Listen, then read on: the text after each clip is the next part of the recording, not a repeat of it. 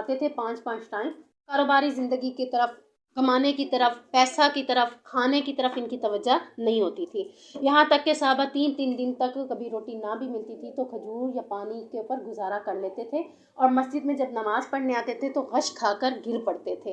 تو باہر سے گزرتے ہوئے منافقین ان کا مذاق اڑاتے تھے، یہ دیکھو بڑے مومن آئے، بڑے ایمان والے آئے، کھائیں گے نہیں، کمائیں گے نہیں تو ایسے ہی گریں گے. ان کا مذاق اڑا رہے ہیں، یہ دیکھو جب دیکھو مسجد میں بیٹھے ہیں، جب دیکھو مسجد میں بیٹھے ہیں، یہ ان کا مذاق اڑاتے تھے. تو اللہ تبارک و تعالیٰ کہہ رہا ہے کہ یہ بیوقوف نہیں ہے، بیوقوف وہ خود ہیں.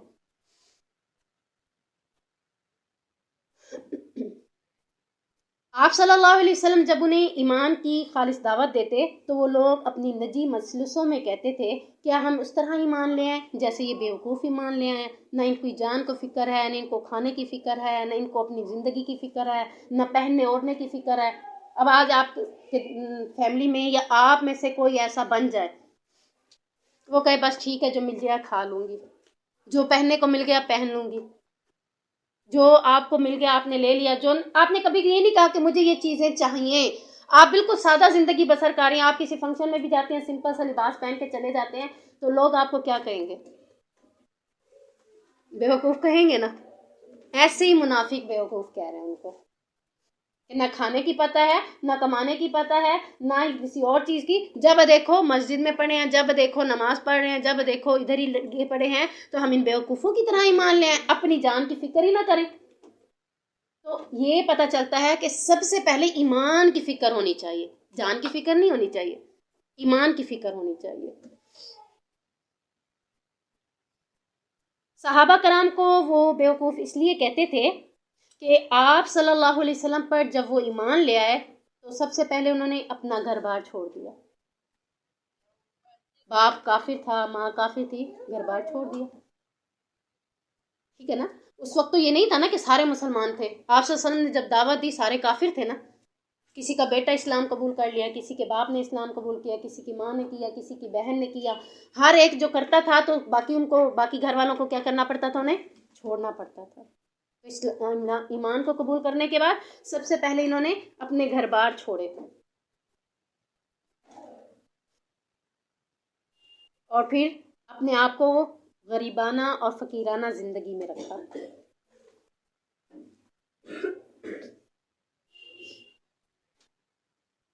اسی وجہ سے وہ ان کو بیوقوف کہتے تھے.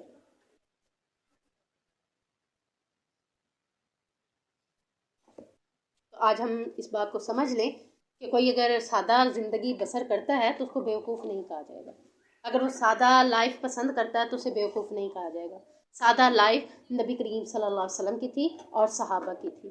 اگر اسی پہ چل کر ہمیں جنت ملتی ہے تو اس سے بڑی چیز ہمارے لیے کیا ہے؟ وَإِذَا لَقُوا الَّذِينَ آمَنُوا قَالُوا آمَنَّا. جب وہ ان لوگوں سے ملتے ہیں جو ایمان لائے تو کہتے ہیں ہم ایمان لے آئے. وَإِذَا خَلُوا إِلَىٰ شَيَاطِينِهِمْ. اور جب اکیلے ہوتے ہیں اپنے شیاطینوں کے پاس یا اپنے چیلوں کے پاس، قَالُوا إِنَّا مَعَكُمْ. تو کہتے ہیں ہم تو تمہارے ساتھ ہیں. إِنَّمَا نَحْنُ مُسْتَهْزِئُونَ. ہم تو ایمان والوں کا مذاق اڑا رہے تھے. یعنی یہ بھی مذاق کی ایک نشانی ہے کہ اپنے اسلام کا، اپنے ایمان کا مذاق کیسے اڑایا جاتا ہے. منافقین کہہ رہے ہیں کہ جب ہم ایمان والوں کے ساتھ ہوتے ہیں، ایمان والوں کے پاس بیٹھتے ہیں تو ہم کہتے ہیں ہم بھی ایمان والے ہیں، ہم بھی مسلمان ہیں. ہمیں کہنا کیوں پڑے ہم مسلمان ہیں؟ آپ نے بھی کبھی غور کیا ہوگا، کسی جگہ پہ بیٹھے ہوں گے، کسی نے کہا ہوگا بہن نماز پڑھ لو. آپ میں سے بھی کبھی کسی نے کہا ہوگا مجھے بھی پتہ ہے میں مسلمان ہوں. کہا ہے؟ ہوتا ہے نا ایسے. چلے نہ بھی کہا، سنا تو ہوا ہے نا ایسا کہ لوگ کہہ دیتے ہیں مجھے بھی پتہ ہے اذان ہو گئی، میں بھی مسلمان ہوں، میرے کانوں میں بھی آواز آئی ہے. تو ہمیں یہ کیوں کہنا پڑے کہ ہم مسلمان ہیں؟ ہمارا عمل دکھائے نا کہ ہم مسلمان ہیں. ہم خود سے نہیں کہیں. خود سے کون کہہ رہا ہے؟ منافق کہہ رہا ہے کہ ہم ایمان لے آئے. منافق کہہ رہے ہیں ہم ایمان لے آئے جب ایمان والوں کے پاس بیٹھتے ہیں، اور جب کفر کے لوگوں کے ساتھ بیٹھے ہوتے ہیں تو کہتے ہیں ہم تو تمہارے ساتھ ہیں. ہم صرف ایمان لاتے ہیں کس لیے؟ ان کا مذاق اڑانے کے لیے، وہاں بیٹھ کے ان کی دل آزاری کرنے کے لیے، ان کے دین کا مذاق اڑانے کے لیے، ان کے اسلام کا مذاق اڑانے کے لیے. کہیں ایسا تو نہیں ہم بھی اسلام کا مذاق اڑا رہے ہیں؟ اب میں آپ کو کفار کی ایک بات بتاتی ہوں. آپ سب کہیں گے اللہ اکبر، توبہ کریں گے کہ ایسا کیوں ہو رہا ہے. دیکھیں کفار قرآن مجید کی وہ اللہ کی کتاب نہیں مانتا. اس کو اتنی عزت اور تکریم نہیں دیتا. آپ اس کو اٹھائیں گے، اونچی جگہوں پہ رکھیں گے، اچھے غلاف میں رکھیں گے، آپ اس کی عزت کریں گے نا، ادب کریں گے. کفار نہیں کرتا. اب ایک دن دو دوست بیٹھی ہوئی تھی، کہتے ہیں آج کچھ نیا کیا جائے، دل کر رہا کچھ نیا، جیسے ہم کہتے ہیں آج کچھ نیا ہی ہو جائے، کوئی نئی گیم ہو جائے یا نیا کچھ ہو جائے.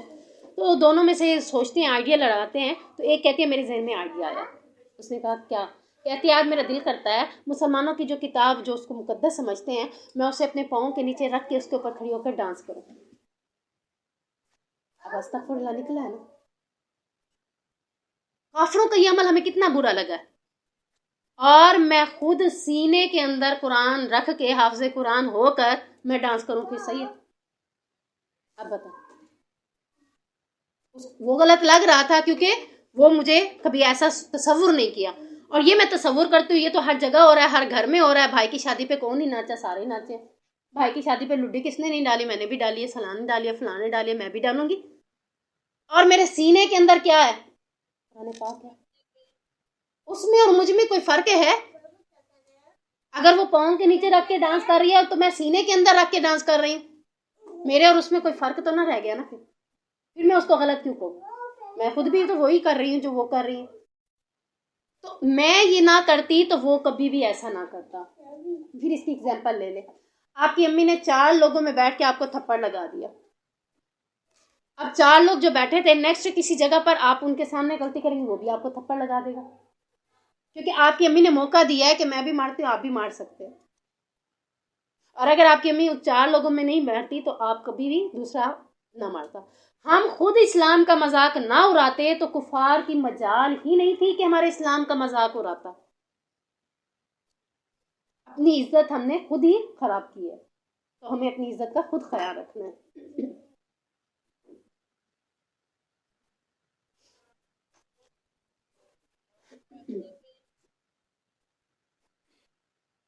جب مسلمانوں کے ساتھ ہوتے ہیں یہ منافقین تو کہتے ہیں ہم مسلمان ہیں تاکہ مسلم معاشرے کے نفع والی باتیں سے مستفید ہوں اور اپنے سرداروں کو جا کر ان باتوں کو بارے میں بتا دیں تاکہ ہمارے جو کافر ہیں ان کو وہ باتیں فائدہ پہنچا سکیں.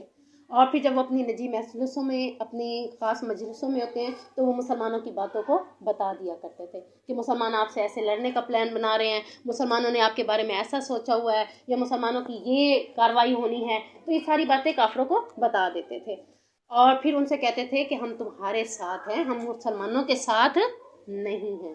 تو یہی منافقت ہے کہ جہاں بیٹھو اسی طرح کے ہو جاؤ، یہی منافقت ہے.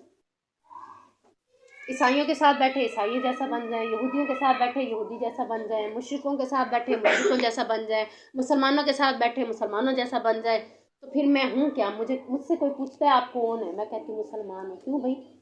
وہ کیوں پوچھ رہا ہے؟ پہلے یہ دیکھیں کہ وہ پوچھ کیوں رہا ہے. میرا کوئی عمل ایسا تھا جس وجہ سے وہ مجھ سے پوچھ رہا ہے کہ آپ کون ہیں. میرا عمل اس سے پوچھوانے کے لیے کوشش کی ہے کہ میرا عمل اسے پسند نہیں آیا کہ مسلمانوں کے ہی کام کر رہی ہے. آپ نے وہ شعر سنا ہے نا کہ یہ مسلمان ہے کہ جنہیں دیکھ کر شرمائیں یہود بھی. کہ ہمارے کام ایسے ایسے ہیں کہ یہود بھی ہمیں دیکھ کے شرماتے ہیں. یہودیوں نے خود وہ رسمیں ایجاد کی ہیں، وہ اتنے سیلیبریٹ نہیں کرتے ان رسموں کو جتنا ہم سیلیبریٹ کر رہے ہیں. اب ہمارے بچے انڈین فلمیں دیکھ کے نا، خود ماں مجھے کہہ رہی ہے، کہتی ہے باجی آپ کو ایک بات بتاؤں. اب دیکھیں یہ بھی خوشی کی کوئی خبر ہے، اچھی بات ہے جو بتائی جائے.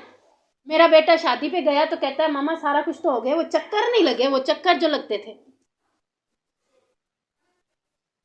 سارا کچھ ہوا. یعنی ہماری شادی بالکل یہود و نصارہ کی رسموں کی طرح، صرف ایک چکر لگانے کی کمی رہ گئی ہے. وہ بھی پتہ نہیں کس قوم کے ذہن میں آ کر، کس نسل کے ذہن میں آ کر وہ بھی شروع کر دیں. استغفر اللہ. کوئی بعید نہیں ہے ہم لوگوں سے کہ ہم ساری ان کی عکاسی کر رہے ہیں. تو ہم جو دیکھ رہے ہیں ہم وہی کرتے ہیں. ایسا ہے کہ نہیں ہے؟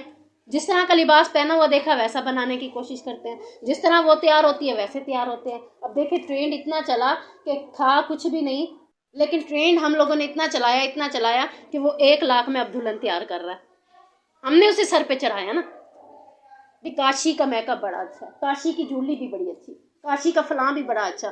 بھی ہے تو عام جولی سی جولی، کاشی کا نام لگا کے ہم نے کاشی کو اتنا سر پہ چڑھایا کہ وہ سر پہ ہمارے بیٹھ گیا اور ہم نے ہی اسے اتنا فوقیت دے دی. ہم کبھی اسلام کو بھی اتنی فوقیت دے دیں تو ہے ہوتا کچھ بھی نہیں. جو ہم دیکھ رہے ہیں وہ ضروری نہیں ہے کہ وہی صحیح ہو. کبھی کبھی جو سنا نہیں ہوتا وہ زیادہ ٹھیک ہوتا ہے۔ حدیث میں آتا ہے، نبی کریم صلی اللہ علیہ وسلم نے فرمایا، تم قیامت کے دن اللہ کے نزدیک سب سے بدتر، تم قیامت کے دن اللہ کے نزدیک سب سے بدتر اس شخص کو پاؤ گے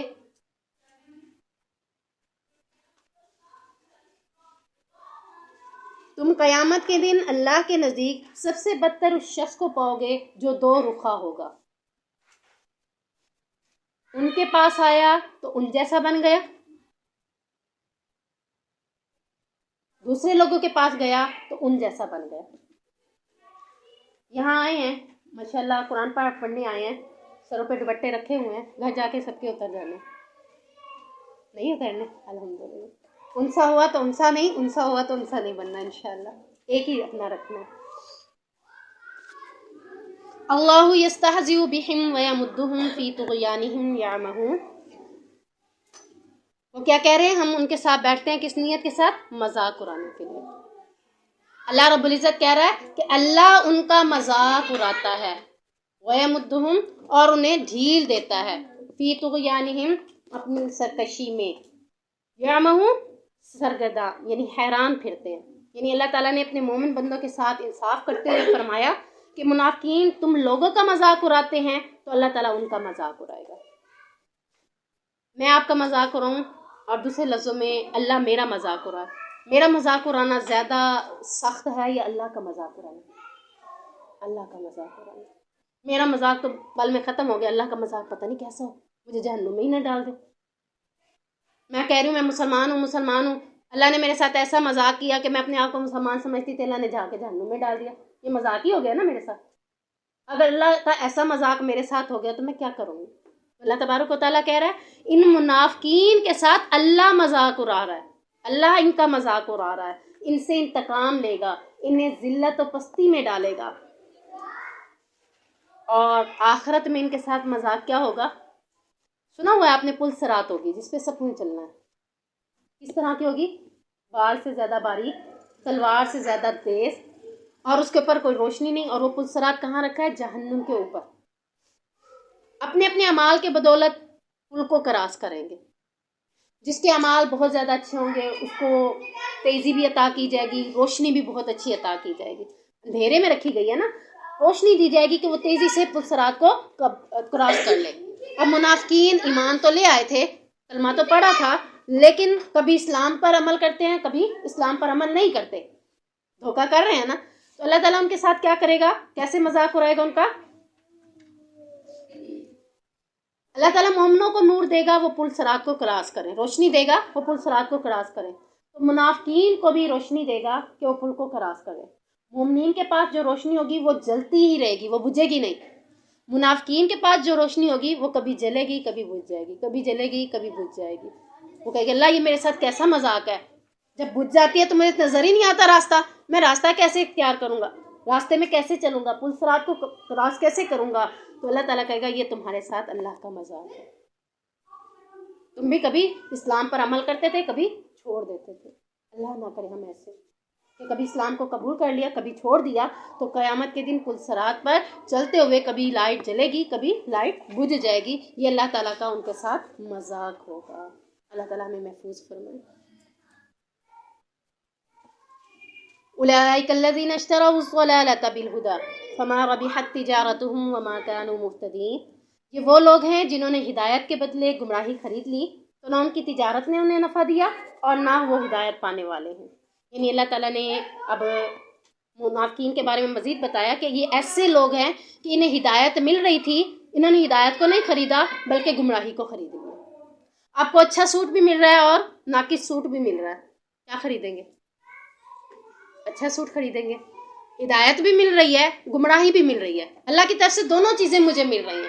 اب میرے اوپر ڈیپینڈ کرتا ہے کہ میں ہدایت کو خریدتی ہوں یا گمراہی کو خریدتی ہوں۔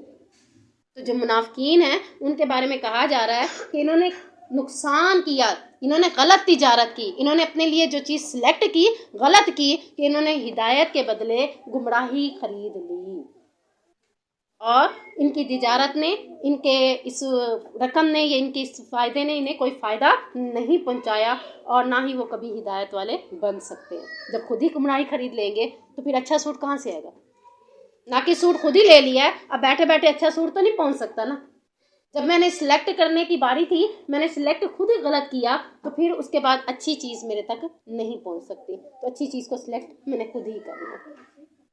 مثلهم كمثل الذي استوقد نارا فلما أضاءت ما حوله ذهب الله بنورهم وتركهم في ظلمات لا يبصرون۔ ان کی مثال اس شخص کی مثال کسی ہے جس نے ایک آگ خوب بھڑکائی، تو جب اس نے اس کے ارد گرد کی چیزوں کو روشن کر دیا تو اللہ تعالیٰ نے ان کے نور کو لے لیا اور انہیں کئی طرح کے اندھیروں میں چھوڑ دیا کہ وہ نہیں دیکھتے۔ اب ہم نے یہاں پر دونوں رکوع کے آخر میں، اگلی آیت میں اور اس آیت میں منافقین کی دو مثالیں دی جا رہی ہیں، تو ہم نے دیکھنا ہے کہ وہ مثال کیسی ہے۔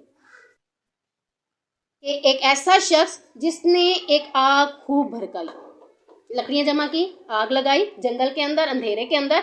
جب آگ بھڑک گئی، آگ خوب بھڑکی، تو کیا ہو گیا؟ ارد گرد روشن ہو گیا نا، سارا کچھ نظر آنا شروع ہو گیا۔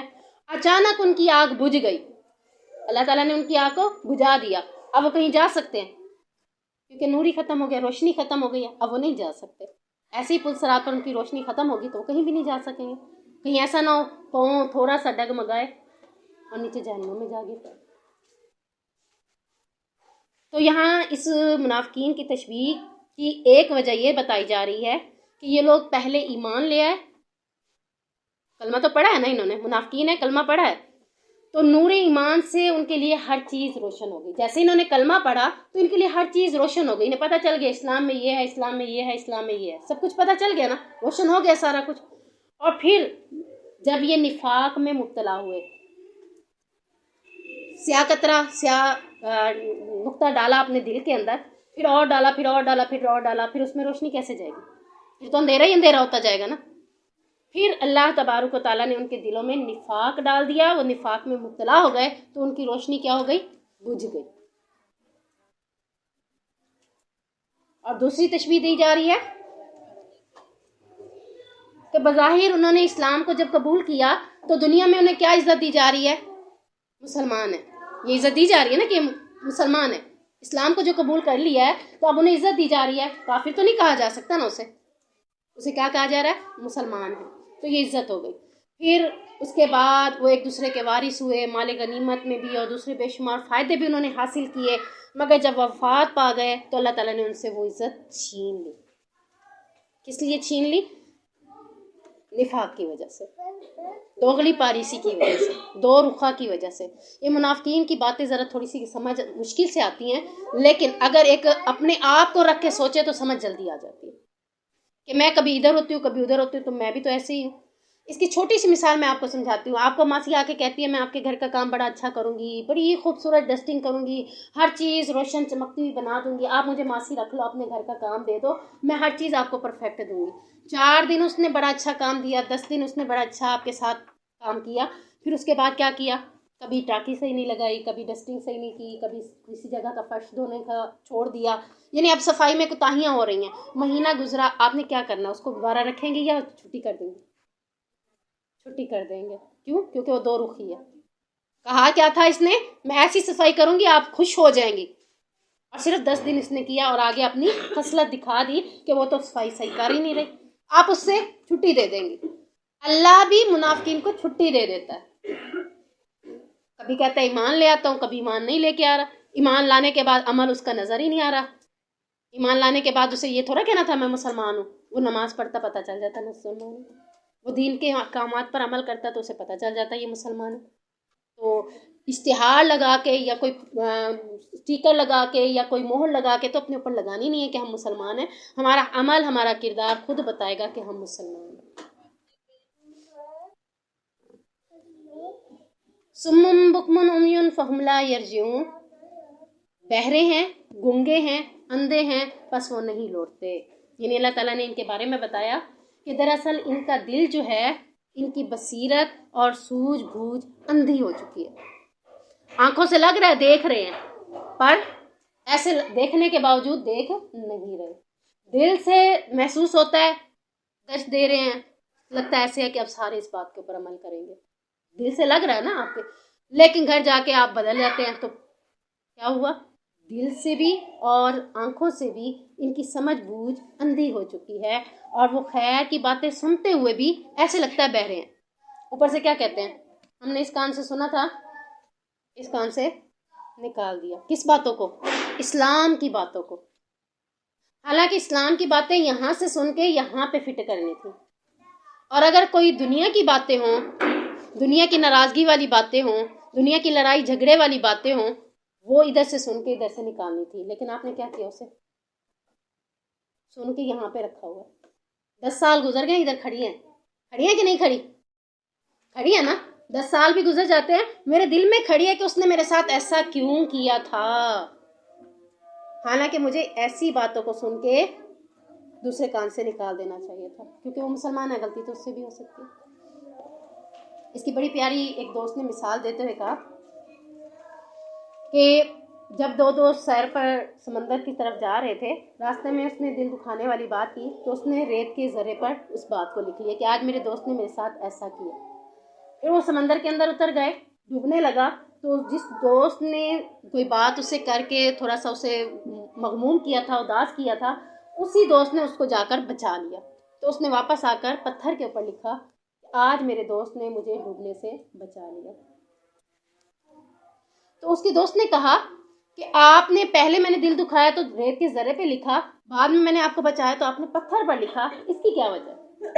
تو اس نے کہا کہ جو بات دل کو پسند نہ آئے، اس کو اگنور کرنا بھی پڑے، اس کو ریت کے ذرے پہ لکھو، تاکہ وہ ریت کا ذرہ ہوا کے ساتھ، جیسے ہی ہوا آئے گی ریت کا ذرہ اجل ہو جائے گا، بات مٹ جائے گی. اور جو اچھی بات ہو اس کو پتھر پہ لکھو، چاہے ہوا آئے، آندھی آئے، بارش آئے، اس کے اوپر سے وہ بات نہیں مٹنی چاہیے.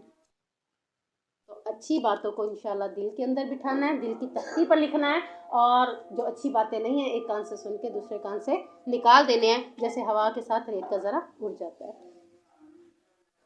دوسری مثال دیتے ہوئے فرمایا او کصیب من السماء فیہ ظلمات ورعد وبرق، یا جیسے آسمان سے اترنے والی بارش جس میں کئی اندھیرے ہیں اور گرج ہے اور چمک ہے. اب اس کو عام بارش کے ساتھ یاد کریں گے نا، یہ ترجمہ ذرا یاد کرتے ہوئے تھوڑا سا آپ کو پرابلم ہوگا، لیکن آپ عام بارش کو ذہن میں رکھیں. بارش ہوتی ہے تو کیا کیا ہوتا ہے؟ سب سے پہلے طوفان آتا ہے، اندھیری ہوتی ہے تو اندھیرا چھا جاتا ہے، ٹھیک ہے. اس کے بعد کیا ہوتی ہے؟ اس میں گرج چمک کے ساتھ بارش شروع ہو جاتی ہے، گرج بھی ہوتی ہے، چمک بھی ہوتی ہے. تو اور وہ کڑکنے والی بجلیوں کی وجہ سے موت کے ڈر سے اپنی انگلیاں اپنے کانوں میں ڈال دیتے ہیں، اور اللہ کافروں کو گھیرنے والا ہے. بجلی قریب ہے کہ ان کی نگاہیں اچک کر لے جائے، جب وہ کبھی ان کے لیے روشنی کرتی ہے تو اس میں چل پڑتے ہیں، اور جیسے ہی اندھیرا ہوتا ہے تو کھڑے ہو جاتے ہیں، نہیں چلا جاتا اندھیرے میں. اگر اللہ چاہتا تو ضرور ان کی سماعت اور ان کی نگاہیں لے جاتا، بے شک اللہ تعالیٰ ہر چیز پر قادر ہے. یعنی یہاں دوسری مثال منافقوں کی دی ہے کہ جیسے آسمان سے نازل ہونے والی بارش کی ہے. کیا کیا ہوتا ہے بارش میں؟ تاریکیاں، کرک اور بجلی. بارش میں یہ 3 چیزیں ہوتی ہیں: تاریکی، کرک اور بجلی. اب جب بجلی ذرا سی روشن ہوتی ہے تو کیا کر دیتی ہے؟ ارد گرد روشن ہو جاتا ہے نا ماحول. تو ایسے ہی جیسے ہی بجلی چمکتی ہے تو چلنے پر لگ جاتے ہیں، اپنا راستہ ڈھونڈ لیتے ہیں، اور جیسے ہی تاریکی ہوتی ہے تو گھبرا کر ٹھہر جاتے ہیں. اب دیکھتے ہیں کہ بجلی اور اندھیرا کیا چیز ہے. قرآن میں جب اللہ تبارک و تعالیٰ نے منافقین کو ڈرانے کے لیے جہنم کی باتیں کی، قبر کے عذابوں کی باتیں کی، تو مارے ڈر کے کیا ہو گیا ان کا حال؟ خوف کی وجہ سے، مارے ڈر کی وجہ سے، خوف کی وجہ سے انہوں نے اپنی انگلیاں اپنے کانوں میں دے ڈالیں. جیسے بارش بجلی کڑکنے کی آواز سے جن کو ڈر لگتا ہے وہ کیا کرتے ہیں؟ ایسے ڈال لیتے ہیں کہ شاید میرے کانوں میں انگلیاں ڈالنے سے میں بچ جاؤں گی. جیسے آپ محاورہ مشہور ہے، آنکھیں بند کر لیتا ہے طوطا، اپنی موت کو دیکھتے ہوئے آنکھیں بند کر لیتا ہے تو سمجھتا ہے کہ شاید کہ میں بچ جاؤں گا، جبکہ وہ بچتا نہیں ہے. مقابلہ کرنا پڑتا ہے، فیس کرنا پڑتا ہے. آنکھیں بند کر کے بیٹھ جانے سے تو کچھ بھی نہیں ہونا. تو کافر منافق کیا کرتا ہے؟ اللہ کے عذابوں کو سن کر، قیامت کے عذابوں کو سن کر، جہنم کے عذاب سن کر، قبر کے عذاب سن کر خوف کی وجہ سے اپنے کانوں میں صرف انگلیاں دے دیتا ہے، عمل نہیں کرتا، انگلیاں دے دیتا ہے کہ نہ یہ باتیں سنوں گا، جب سنوں گا نہیں تو یہ میرے پر آئے گا ہی نہیں، اس کا یہ عقیدہ ہے، جب میں سنوں گا نہیں تو میرے ساتھ ایسا ہوگا نہیں، پھر میں موت میں بچا لیا جاؤں گا۔ جتنا اس کے لیے ممکن ہوتا ہے اتنا قرآن اور اس کی تعلیمات سے وہ منہ پھیر لیتے ہیں اور اسے برا جانتے ہیں، یعنی جو بات اچھی لگی قرآن کی اس پر عمل کر لیا، جو بات قرآن کی اچھی نہیں لگی اس کو چھوڑ دیا، جب دل چاہا نماز پڑھ لی، جب دل چاہا چھوڑ دی، دل کے پر پڑھتے ہیں نا، اور جو شخص دل کے کہنے پہ پڑھتا ہے وہ اللہ کی اطاعت نہیں کر رہا۔ اللہ کی اطاعت کیا ہے؟ 5 وقت کی نماز کو ادا کرنا۔ اب اس کو حدیث کے ساتھ دیکھتے ہیں۔ بارش سے مراد اسلام ہے، جو اللہ تعالیٰ آسمان سے بارش نازل کر رہا ہے، بارش سے مراد کیا ہے؟ اسلام۔ اندھیروں اور گرج سے مراد تکلیفیں اور مصیبتیں۔ حضرت بلال حبشی کی تکلیفیں بتائی ہیں نا میں نے ابھی آپ کو، مصیبتیں دیکھی ہیں۔ اسی طرح ایک عبداللہ صحابی تھے، ان کو آگ جلا کر اس کے اوپر دیگچا رکھ کے، دیگ رکھ کے اس میں آئل ڈال کے اس قدر کرکایا گیا، اس قدر آئل کو کرکایا گیا کہ ان کے سامنے، ان کی آنکھوں کے سامنے ایک ایسے مجرم کو لا کر اس میں ڈالا کہ تاکہ انہیں پتہ چلے کہ اس کی جان کو بھی ایسا ہی عذاب ہونے والا ہے۔ فقط کیا تھا کہ ایک اللہ کہنا چھوڑ دو، اللہ بہت سے ہے، معبود بہت سے۔ تو انہوں نے دیکھا کہ اس مجرم کو لا کر اس دیگچے میں ڈال دیا گیا، تو اس دیگچے میں آئل والے میں جیسے ہی ڈالا تو وہ کڑکڑا کر اسی وقت ختم ہو گیا بندہ۔ تھوڑا سا آئل گر جائے گرم، کتنی حالت خراب ہوتی ہے۔ اب وہ اس چیز کو دیکھ کر ان کی آنکھوں سے آنسو نکلے، تو بادشاہ نے سمجھا کہ شاید کہ عبداللہ کے دل میں میرا ڈر بیٹھ گیا، اب یہ ایک اللہ کہنا چھوڑ دے گا۔ کہا عبداللہ ہاں جی اب کیا معاملہ ہے، اب انکار کرتے ہو کہ ایک اللہ نہیں، اللہ بہت سے ہیں؟ کہا نہیں۔ کہا پھر رو کیوں رہے تھے؟ کہا رویا اس لیے ہوں کہ ایک ہی جان ہے جو اللہ کے دین کی خاطر پیش کر رہا ہوں، 100 جانیں ہوتی تو وہ بھی اللہ کے راستے میں ایسے ہی پیش کرتے۔ اب یہ کیا کر رہے ہیں؟ تکلیفیں اور مصیبتیں آنے کے باوجود بھی کیا کر رہے ہیں؟ اسلام کو نہیں چھوڑ رہے۔ اب یہاں پر اندھیرے سے مراد کیا ہے؟ تکلیفیں اور مصیبتیں۔ آپ حجاب پہننا شروع کرتی ہیں، لوگ آپ کے اوپر باتیں کریں گے، آپ کو بہت کچھ کہیں گے، تو آپ ان تکلیفوں اور مصیبتوں میں آ کر اسلام کو چھوڑ دیں گے؟ نہیں۔ جو اسلام کو چھوڑ دیتا ہے وہ کون ہو جاتا ہے؟ منافق۔ چمک سے مراد مسلمانوں کو حاصل ہونے والی کامیابیاں ہیں۔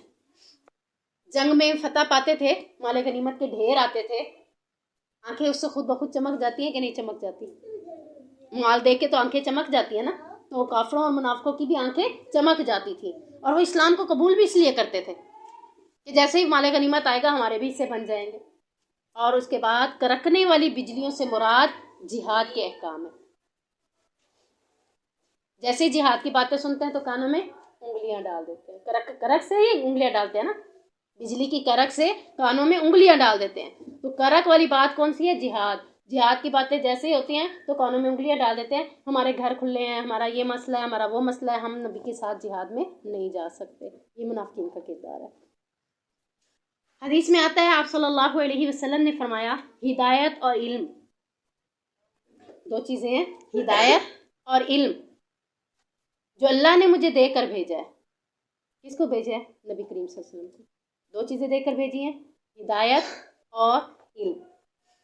اس کی مثال ایسی ہے جیسی مثال اس بارش کی جو کثرت سے ہو، بہت زیادہ بارش ہو۔ اب اس بارش سے کیا ہوگا؟ وہ بارش جب زمین پر پہنچتی ہے، اس کو آپ لکھیں نہیں، بہت بڑی حدیث ہے، اس کو صرف سمجھ لیں، پھر جو بات آپ کو اس میں کامن سی لگے وہ آپ لکھ لیجئے گا، ٹھیک ہے نا؟ ہدایت اور اسلام 2 چیزیں نبی کریم صلی اللہ علیہ وسلم کو دے کر بھیجا گیا ہے۔ اس کی مثال ایسی ہے جیسی مثال اس بارش کی ہو جو بہت تیزی سے برس رہی ہو، بہت کثرت سے برس رہی ہو۔ وہ بارش جب زمین پر پہنچتی ہے تو زمین کا وہ حصہ جو صاف ہوتا ہے تو وہ کیا کرتا ہے؟ پانی کو جذب کر لیتا ہے، یعنی اس میں صلاحیت ہوتی ہے۔ آپ دیکھ لیں 2 قسم کی زمینیں ہیں، ایک پہ پانی لگایا کھیتی اگائی، ایک پہ پانی لگاتے رہے کھیتی بیج بوتے رہے لیکن پھر بھی اس کے اوپر کوئی اناج نہیں ہوتا، اس کو کیا کہا جاتا ہے؟ بنجر زمین، جس میں سے سرسبزہ کچھ بھی بیج بونے کے بعد نہیں نکلتا، اس کو بنجر زمین کہا جاتا ہے۔ لیکن یہاں پر وہ حصہ جو زمین کا صاف ہے، جذب کرنے کی صلاحیت رکھتا ہے، پانی کو جذب کر لیتا ہے، پھر اس سے کیا ہوتا ہے؟ گھاس اور سبزہ اگاتا ہے۔ اور زمین کا وہ حصہ جو سخت ہے یعنی بنجر ہے، وہ پانی کو روک لیتا ہے، اللہ تعالیٰ اس سے لوگوں کو فائدہ پہنچاتا ہے۔ لوگ اس سے پانی پیتے ہیں اور پلاتے ہیں اور کھیتی باڑی میں بھی کام لگاتے ہیں۔ اور زمین کا بعض حصہ بالکل چٹیل میدان ہے، نہ پانی کو روکتا ہے نہ اس پر گھاس اگتی ہے۔ بس یہی مثال اس شخص کی ہے جو اللہ کے دین میں سمجھ حاصل کر لے، جس چیز کو اللہ تعالیٰ نے دے کر بھیجا ہے مجھے وہ اس کو نفع پہنچائے، پھر وہ شخص اس کو پڑھے اور پڑھائے۔ اور چٹیل میدان کی مثال اس شخص کی ہے جو ہدایت اور علم دین کی طرف متوجہ نہ ہوا، اور جس ہدایت کو اللہ تعالیٰ نے نبی کو دے کر بھیجا اسے اس نے قبول نہیں کیا۔ اب اس کو آپ 3 لوگ بنا لیں، یہ 3 لوگ بیٹھے ہیں، یہ وہ زمین ہے جس کے بعد پانی آیا ہے، انہوں نے جذب کر لیا، جذب کرنے کے بعد کیا ہوا، یہاں سے سبزہ بھی نکلا ہے، گھاس بھی اگی ہے۔ دوسری زمین یہ ہے جو سخت ہے، اس نے پانی کو روک لیا، رکاوٹ کا باعث بن گئی ہے، کھڈے سے بن گئے ہیں، اس میں پانی رک گیا۔ یہ والی بارش تینوں پہ برس رہی ہے نا، اس نے جذب کیا، سبزہ اگایا، اس نے پانی کو روک لیا، آگے نہیں جانے دیا، پانی کافی صورت میں اکٹھا ہو گیا۔ اب تیسری زمین وہ ہے جس میں پانی برسا ہے، نہ اس نے پانی کو روکا ہے نہ پانی کو جذب کیا ہے، پانی پھسلتا گیا، وہاں سے بہتا ہی چلا گیا۔ اب جس نے اسلام کی بارش، اب اسلام کی بارش ہو رہی ہے نا، بارش سے مراد اسلام ہے، اسلام آیا ہے، تو یہ اسٹوڈنٹ جو ہیں انہوں نے اسلام کو قبول کر لیا، اسلام کو قبول کیا، اس کے اوپر عمل کیا، تو یہ سبزہ سے مراد کیا ہو گیا، ہرا بھری ہو گئی، اسلام میں ہری بھری ہو گئی، اسلام ان کے اوپر نظر آ رہا ہے، اس زمین پر اسلام نظر آ رہا ہے۔ اب یہ زمین جس نے پانی کو روکا تھا، اسلام اس کے اوپر بھی برسا ہے، اسلام کی بارش، لیکن اس نے کیا کیا، خود اس نے کوئی عمل نہیں کیا، خود اس نے کوئی اس کے اوپر جذب جو نہیں کیا، اس نے صرف روکا ہے۔ اس نے روکا ہونے کی وجہ سے اس کے پاس بہت سارا علم کا ڈھیر ہے، اب لوگ آ کے اس سے فائدہ اٹھا رہے ہیں، یہ لوگوں کو دین کی باتیں بتا رہی ہے، جیسے ہم کہتے ہیں نا عالم خود بتاتے ہیں لیکن عمل نہیں کرتے، کہہ دیتے ہیں نا مولوی خود بتا رہا تھا لیکن عمل نہیں کرتا، یہ زمین ایسے ہو گئی۔ اب تیسری زمین کیا ہے، وہ بہہ کر پھسل گیا، اس نے جذب بھی نہیں کیا، اس نے پانی کو روکا بھی نہیں، یعنی ایک کان سے سنا اور دوسرے کان سے نکال دیا۔ اب سمجھ لگی اس حدیث کی؟ تو آپ نے ان تینوں میں سے کون سی زمین بننا ہے؟ یہ والی زمین بننا ہے انشاءاللہ۔ اللہ تعالیٰ ہمیں عمل کرنے کی توفیق عطا فرمائے۔ وآخر دعوانا الحمدللہ رب العالمین۔